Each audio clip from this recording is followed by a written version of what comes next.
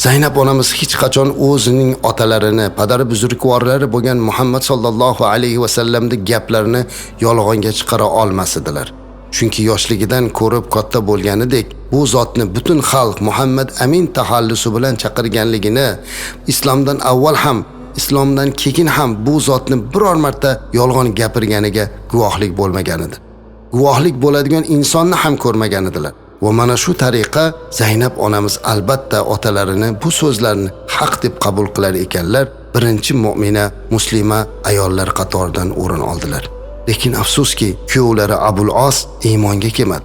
Zaynab onamiz ko'p harakat qildilar. Abul Osga takliflar berardilar. Iymonga kelishliklarini, otasini haq payg'ambar ekanliklarini aytardilar. Abul Os ibn Rabi' hech qanday javob qilmas edi.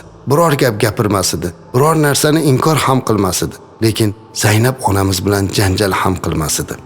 Kunlardan bir kuni Abul Os Zaynab onamizni oldilariga kelib, "Bugun Ka'batullohni oldida otangizni Muhammad sallallohu alayhi vasallamni ko'rdim. U kishi men bilan ko'rishdilar va menga islomni da'vat qildi" dedi. Bu gapdan xursand bo'lib ketgan Zaynab onamiz, "Nima bo'ldi? Qabul qildingizmi?" dedilar. Abul Os ayollariga qarab, "Bunday qila olmadim. Odamlar orasida meni ota-bobosini dinidan yuz o'girib, ayolini yo'liga yurib ketibdi deyishlaridan qo'rqdim" dedi. Ha azizlar, ayni mana shu fikr, ayni mana shunday o'ylash juda ko'p odamlarni Rasulimiz alayhisolatu vasallamning yo'lidan qaytarib turardi. Bunday johilona fikr Abul Osni ham chetlab o'tmaganini guvohi bo'lyapmiz. Zaynab onamiz ko'p gapirdilar, hattoki Abul Osga qarab, "Allohga qasam ichib aytamanki, otamni yolg'onchi qila olmayman. Allohga qasam ichib aytamanki, u kishi siz va qavmini bilgandek sodiq va amindir" dedilar. "Nega qabul qilmaysiz?" Abul Os uzr so'radi, qabul qila olmasligini aytdi. Lekin bu oila yana yashashda davom etardi. Islomda ilk davrda azizlar, musulmon bilan mushrikni oila qurishini taqiqlaydigan hech qanday topshiriq kelmagan edi, oyatlar yo'q edi. Bu keyinchalik musulmon bo'lgan odam aslo mushrik va kofir bilan oila qurmasligi lozimligi haqida oyatda aniq hukmlar keldi. Shuning uchun Zaynab onamiz Abul Os bilan birga yashaverardilar. Ammo Zaynab onamiz bir necha marotaba turmush o'rtoqlariga iymonni qabul qilishlikni da'vat qilardilar. Lekin Abul Os doim yuz o'girar edi. Zaynab onamizning qalbi nihoyatda mahzun bo'lardi. Allohdan o'zini sevgan yorini, jufti halolini, mo'min va musulmon bo'lishligini so'rab iltijo qilib duolar qilardi. Hattoki bir necha marotaba Abul Osga ba'zi birlari ayolidan ajrashlik taklifini ham qilganlar. Bu taklif qilganlarning ichida hatto ba'zi sahobiyalar ham bo'lgan.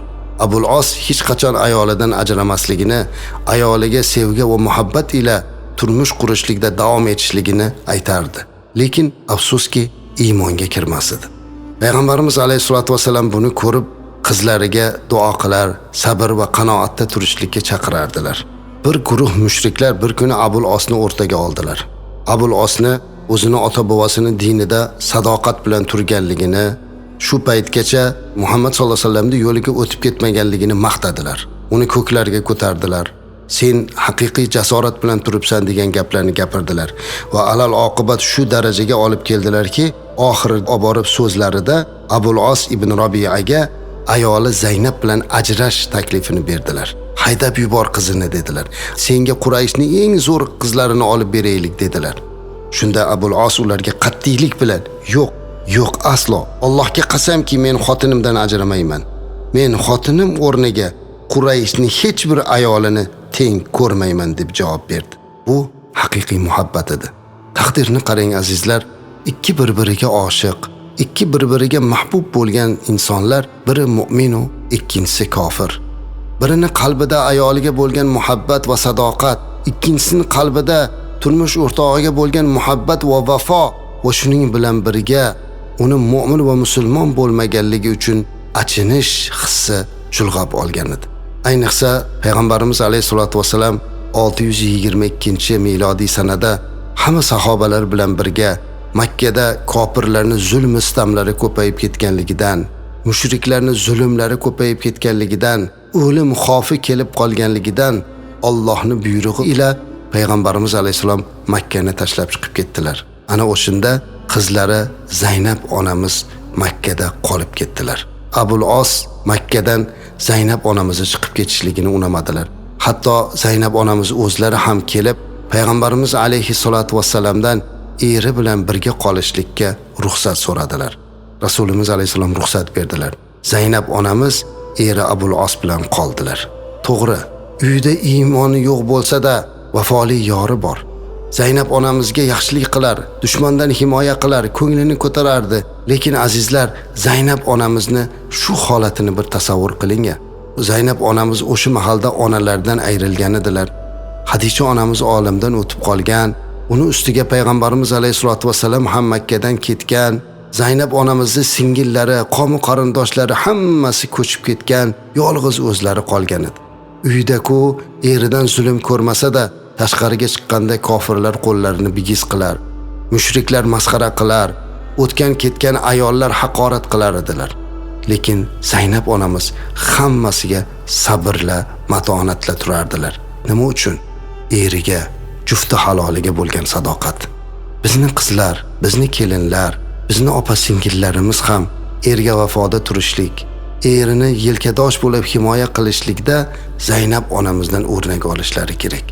Har qancha jabr, har qancha zulm ustam bo'lsa-da, oilam buzilmasin deb mana shu joyda sabr qilib turdilar. Ammo Abul Os doimgidek chiroyli muomala qilar, yaxshi e'tibor qilar, lekin iymonga kelmas edi.